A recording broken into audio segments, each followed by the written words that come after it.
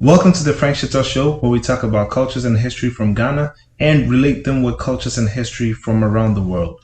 Today's topic, we're going to focus on food, this particular type of food, and we'll talk about how it relates to our culture, how it influences the culture in Ghana, and we'll talk about some economic side to it, as well as some history.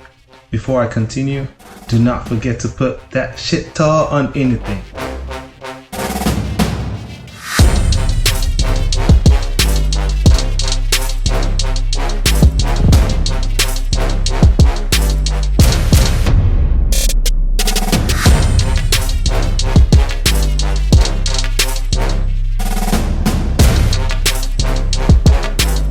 Today's topic is a love story, a beautiful one, the chocolate story. And just like any love story, it's bittersweet. The beans that we make chocolate from are very bitter, but chocolate, like you and I know, is very sweet. So, the chocolate story. Let's see where this story begins. It all starts 4,000 years ago, traced back to modern day Mexico. That was where the first chocolate, was used, and they made it from the cacao or cocoa plants. Cacao, cocoa, potato, patata. I'm going to be using them interchangeably. So, like I said, modern day Mexico, but back then it was used first by the Olmecs. The Olmecs were the first, to use it. Later it was used by the Mayans and then the Aztecs. The Olmecs, they drank their chocolate drink during rituals and also as medicine. So think about it. Chocolate as a medicine, Anyway, the Mayans, they called it the drink of the gods. Beautiful expression or terminology, right? The drink of the gods. And they brewed it from roasted cocoa beans and mixed it with water, chilies, cornmeal, and they called this chocolato. Chocolato meaning bitter water. It's interesting how they made this chocolato. No milk, no sugar, so it was bitter, right? And I think I'm gonna try and fix me a bowl of chocolato, but I don't think I can deal with the bitterness of, the chocolate. I need some sugar. Anyway, you can also try it at home and tell me how it tasted like. Yeah. Anyway, the Aztecs, they took it a step further in the 15th century, and they used the cocoa beans as currency. And it was more precious than gold. Interesting. But this brings me to the legend, the legendary of all the legends, right? Montezuma II. He was a king in the Aztec region, right? And the reason why he's my favorite legend, this man, he drank gallons of chocolato for energy and as an aphrodisiac. And to think that a man will need gallons of chocolato is very interesting, because how many wives did he have? What was his responsibility, right? And for energy, interesting. You can also try it and see how it goes.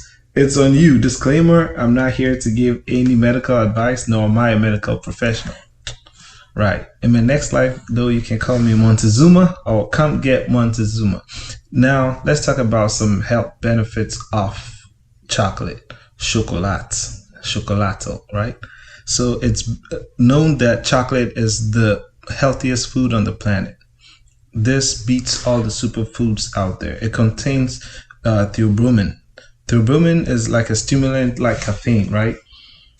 Chocolato or cocoa improves cognitive function. It enhances performances, indoor and outdoor Montezuma performances, emphasis on indoor.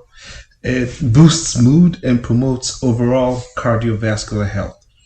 If you know stuff like this, like wine also has this benefit. Anything that opens our blood vessels and promotes overall good blood circulation always enhances performances, and Montezuma knew this. It also boosts mood. So cocoa, it's a happy drink, right? The drink of the gods. It also contains antioxidants and gives anti-inflammatory and anti-aging effects. So some people actually take chocolate to improve how they look. Yeah, I know I look good, and the secret is chocolate. Anyway, it also contains essential minerals and vitamins, right? How did chocolate spread throughout the world? Because, it was used in the modern day Mexico back in the day, right? But Hernan Cortez is credited as the one who took chocolate from Montezuma's Aztec courts to Spain, right? And when he took it there, it was the royalties that tried it. They liked it. They tasted it. It was special to them. And they didn't want to share it with the rest of the world. But eventually, it spread to France. And from France to Britain. Later on, the best kept secret of chocolate spread across the world. And soon, cocoa plantations started springing up along the equator in those countries, especially Ghana. At that time was known as the Gold Coast. How did chocolate or cocoa get to Ghana, right? It all started with a blacksmith, and he worked for the Basel Missions. The Basel Missions is now known as the Presbyterian Missions, and he went to do blacksmithing assignment in Fernando Po. Fernando Po is now known as Bioko, and Bioko is in Equatorial Guinea. And Equatorial Guinea is the only Spanish speaking country in Africa. Facts, right? Equatorial Guinea. How do you say Equatorial Guinea in Spanish? Ask Juan. So the blacksmith he actually he had to smuggle the cocoa beans. His name is Tetekwashi, and he brought the cocoa beans to Ghana in 1876, and he started his own farm. He was a blacksmith, but his passion was farming. Farming was what gave him fulfillment. So imagine how this one man's passion led to him taking actions that will change the whole course of the world, because now Ghana has chocolate, and through chocolate, Ghana has been very influential to the rest of the world, because Ghana produces premium cocoa beans. So if you have your own passion, think about it. You can do it alongside your trade or your craft or your job, and who knows what this might lead to. And how did he bring or smuggle the cocoa beans to Ghana? Some people say that he swallowed it and later took a dump of it. Other people think that he kept it under his tongue. But the more plausible process was that since he was a blacksmith, it's believed that he hid the beans in his toolbox so that when he passes through the checkpoint and he declares his stuff, he could, smuggle the beans. And that's how cocoa came to Ghana, and he started his farm. His farm is still in existence to today, right? Because of his legendary feat, which is quite different from Montezuma's legendary, stuff, right? This guy is a legend. Tetekwashi is a legend in his own right? So he's been memorialized in Ghana, and the Tetekwashi Memorial Hospital in Mampong is dedicated to him, right? The name. Also, a popular interchange in Ghana is named also after him, the Tetekwashi Interchange.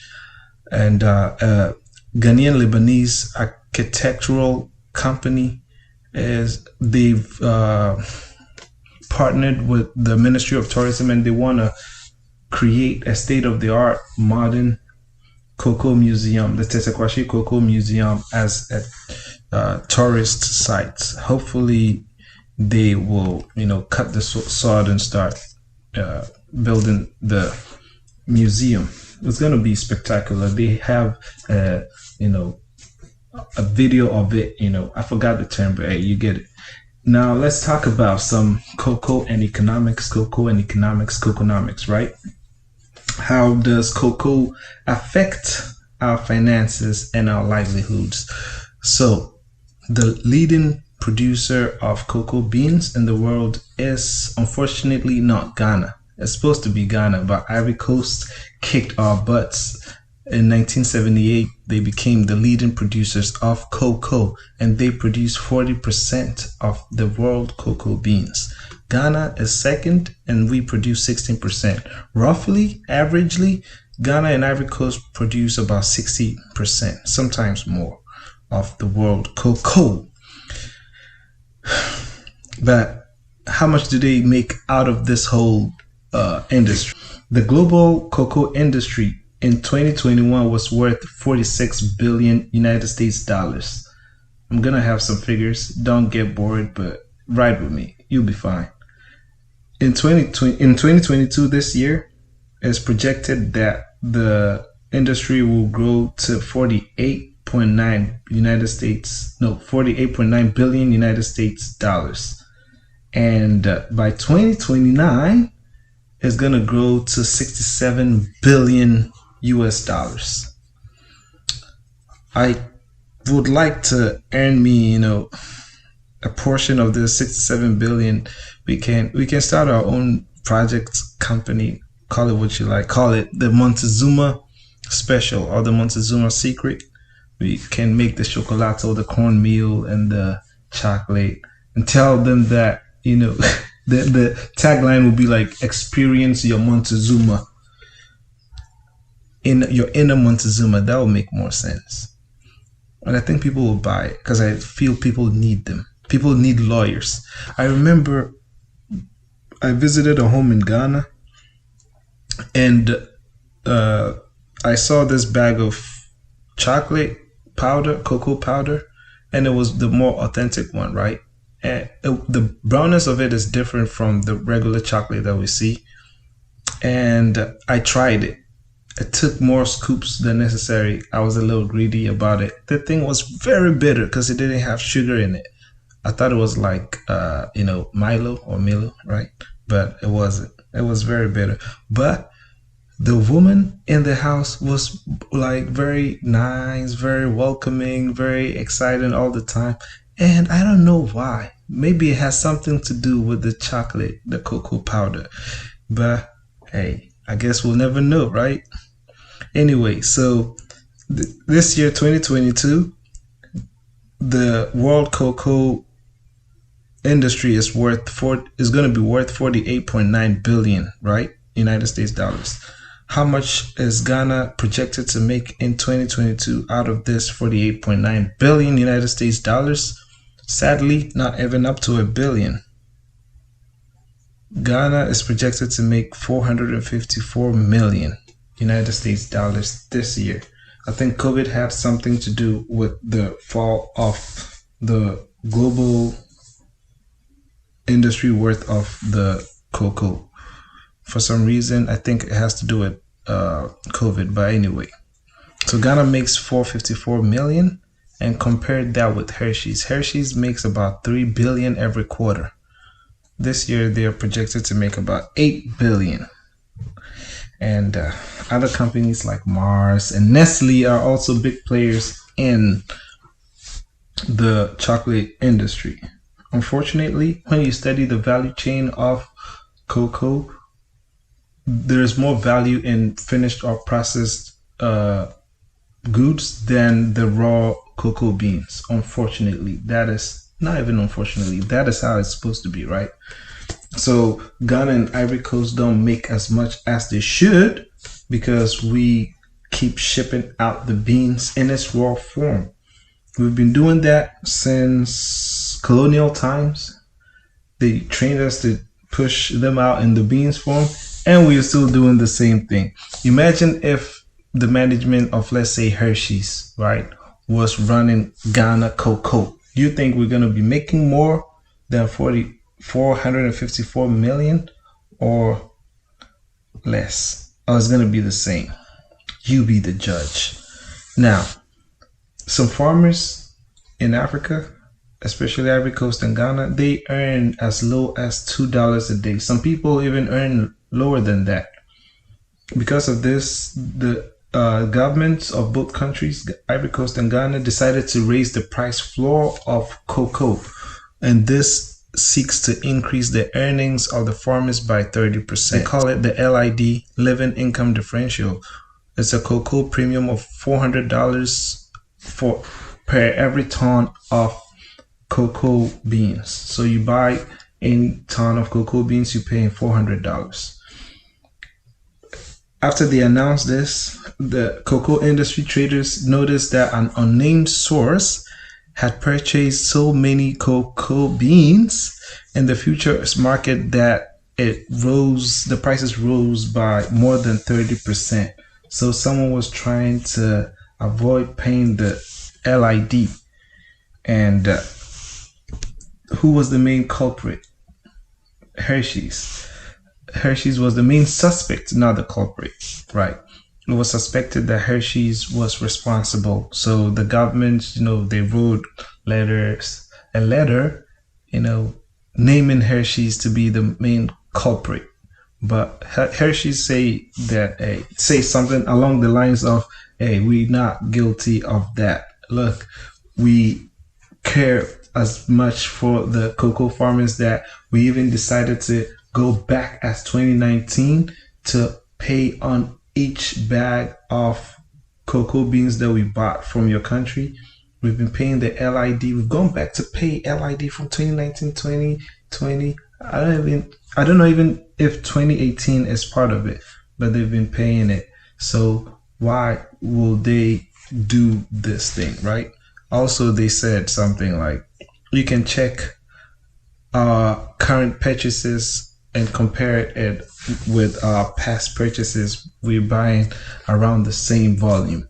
So we're not guilty. We actually care about the farmers.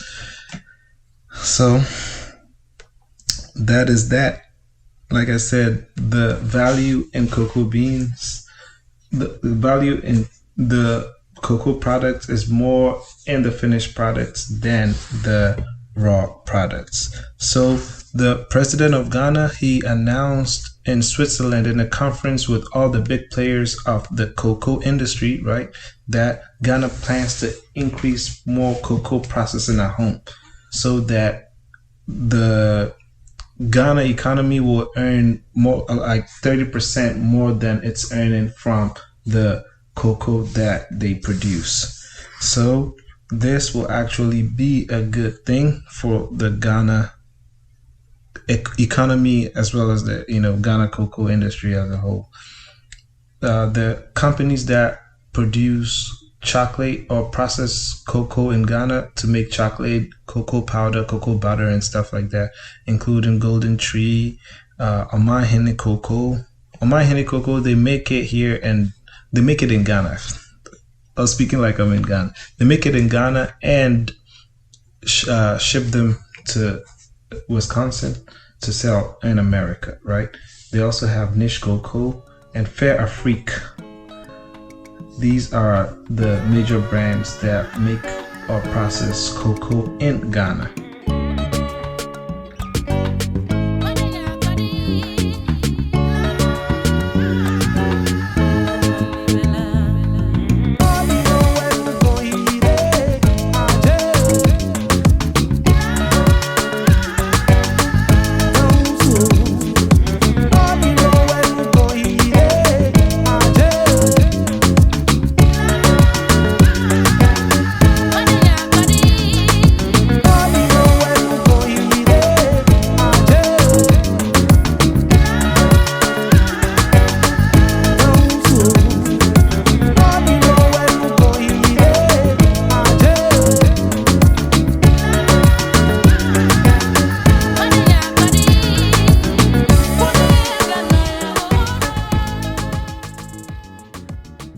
Now we know about the history of chocolate, tracing back to modern day Mexico. We know how cocoa came to Ghana, and now we understand a little bit about the economics in Ghana today. I remember meeting a Korean, and I actually took a picture with him. I was like, hey Daniel, let's do Rush Hour. So I posed like the black guy in Rush Hour, and he was the Chinese guy, but he's Korean, right? Cool. Anyway, so I told him I'm from Ghana. He said, Ghana. Everybody knows Ghana and Korea. I was like, what? He said, every child to adult knows about Ghana chocolate. It's like Ghana chocolate. And say, yeah, Ghana chocolate is very popular. And I even suspect in, the Far East, right? And I Googled it and I found out that it's a Korean confectionery company, and they named their brand of chocolate Ghana chocolate to pay homage to where they get the cocoa beans at. Interesting, right? So if you are from Ghana and you ever visit Korea, everyone will know about you. Plus, we're meeting them in the World Cup. We need to score Korea. We need to win that game. Because our women have been watching too much Korean. Anyway, I'll talk about that in my World Cup episodes. Right. So in Ghana, we have the Chocolate Day, and Chocolate Day is Valentine's Day. And it's named Chocolate Day to kind of boost the consumption of chocolate in Ghana. Because Ghanaians are mostly not sweet-tongued people, right? I remember when I first came to the States, people will offer me candy, and it was one of my culture shocks. I was like, why are you offering an adult like me chocolate? What am I going to, candy? What am I going to do with it? But later on, I realized it was a polite thing that people, pass candy. And even up to today, I have the bag that I put my change in it. I still have candy that have been over 9 years sitting there. I've never tried it. I don't need it. I don't like sweets that much. I don't have a sweet tooth, right? And there is a video on YouTube where farmers from Ivory Coast, they try chocolate for the first time. So these people have been pushing out cocoa beans for their lineage, have been doing it for centuries. Can I say centuries? Yeah. And they don't even know that it's used to make chocolate. They had no idea. So the man, hands them the chocolate and they try it. And you can see them jerk in excitement to, as their initial response to the sweet taste and flavorable flavor of chocolate. And that actually got me emotional. You can see that, they live in the villages and stuff, but it was, a bittersweet moment for me. Bittersweet, right? So that is that. You can find that video on YouTube. There's a saying in my language which goes by Asetinapa ma arifie. Asetinapa ma arifie. Asetinapa means living comfortably, right? So Asetinapa ma arifie means that living comfortably over time tends to make you forget. When you live comfortably, for a long time, you tend to forget how things were before. Like most of the things we own back in the day, we didn't have them, and we had to, let's say, get a job, earn some money so that we can afford the things we own now that we don't even cherish. Sometimes we even lose sight that they are sitting there because we have our sights on better things, right? Human nature. We always want the next thing. But don't let that be you. The saying is what? You never know what you got till it's gone. But we should, try to see the value in the things that we own. It could even be a relationship, right? It could be, a mother-child relationship, or even a marriage relationship, or just having family, or even friendship. Don't, take it for granted. Value it. Anyway, I heard a good news a couple of days ago. We're talking about Ghana has to start processing more cocoa, right? More chocolate, or more cocoa powder, more cocoa butter and stuff like that, so that we can actually earn more value from the cocoa that our farmers produce. So the beautiful news, I'm going to read it to you. This just came out. Niche Cocoa, like I said, Niche is one of the new cocoa processing companies in Ghana, and Niche Cocoa has partnered with Milwaukee's Omahene Cocoa Bean Company to create a chocolate manufacturing company in Wisconsin.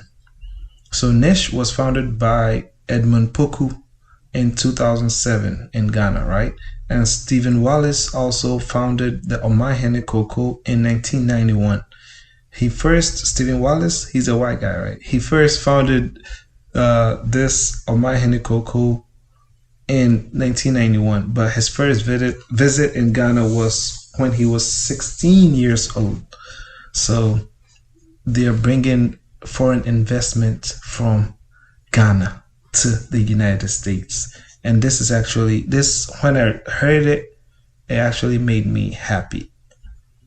This project will be the largest food and beverage investment by an African-based company and the largest Ghanaian foreign investment ever in Wisconsin, according to the Wisconsin Economic Development Corp, the WEDC.